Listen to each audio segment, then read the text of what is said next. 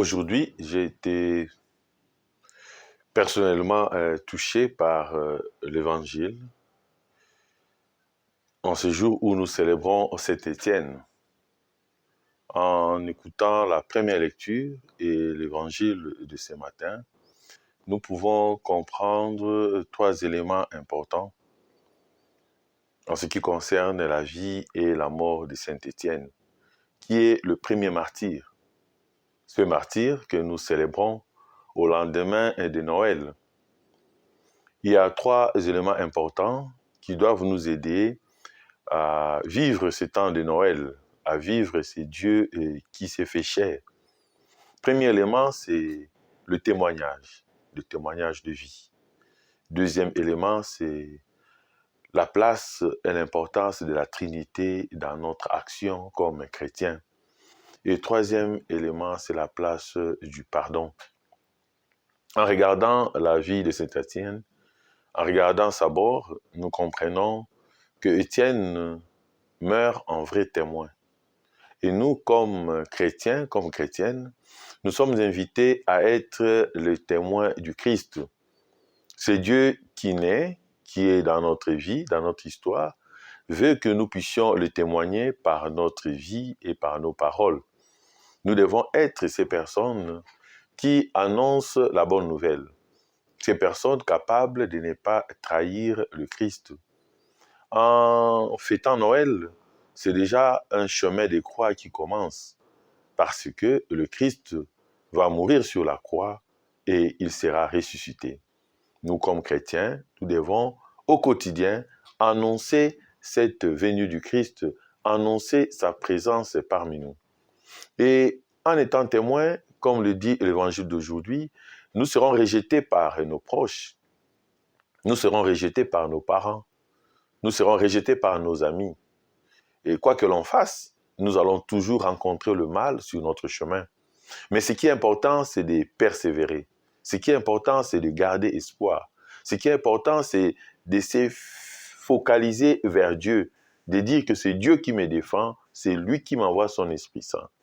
Et le deuxième élément important, c'est la place de la Trinité. Étienne, avant sa mort, on nous dit, il a fixé les yeux vers le ciel, il a vu la gloire de Dieu et il a vu Jésus debout à la droite du Père. Et il fait cela tout en étant rempli de l'Esprit Saint. C'est-à-dire, il est rempli de l'Esprit Saint. Il observe Jésus debout à côté de Dieu. C'est pour dire que Saint Étienne est celui-là qui découvre la place de la Trinité dans l'action du chrétien.